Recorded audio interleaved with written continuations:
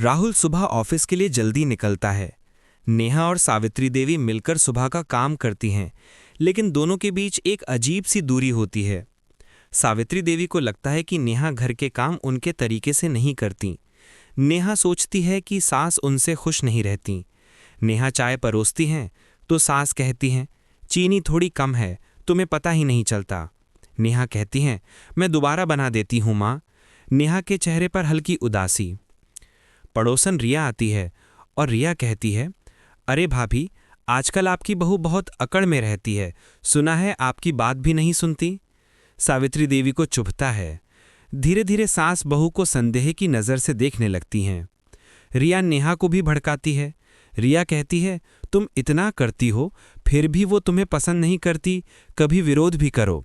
नेहा चुप रहती है, पर उसके मन में भी थोड़ी तकलीफ पैदा होती है।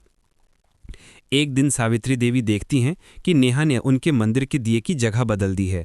सावित्री गुस्से में बोल देती हैं, तुम्हें हमारे रीति रिवाज की कद्र नहीं है। नेहा कहती हैं, मैंने सफाई करते समय थोड़ी जगह खाली की थी, माफ़ कीजिए, पर आवाज़ ऊंची हो जाती है।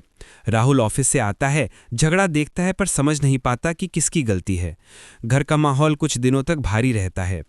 एक दिन सावित्री देवी बाजार जाती हैं। रास्ते में उनका पैर फिसल जाता है, मोच आ जाती है। कोई देखने वाला नहीं, मोबाइल घर पर। उधर घर में नेहा को चिंता होती है कि माँ इतनी देर क्यों लगा रही।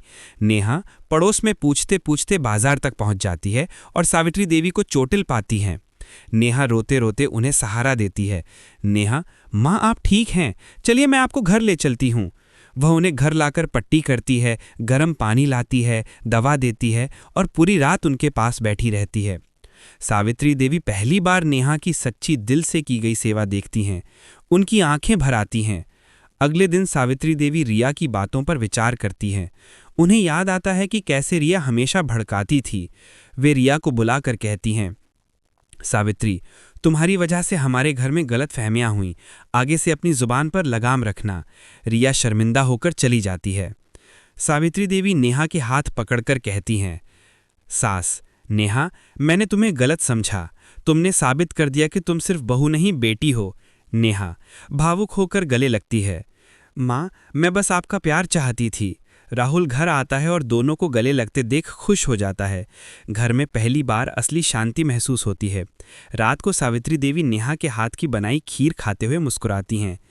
सास, आज चीनी बिल्कुल सही है। नेहा हंस देती है।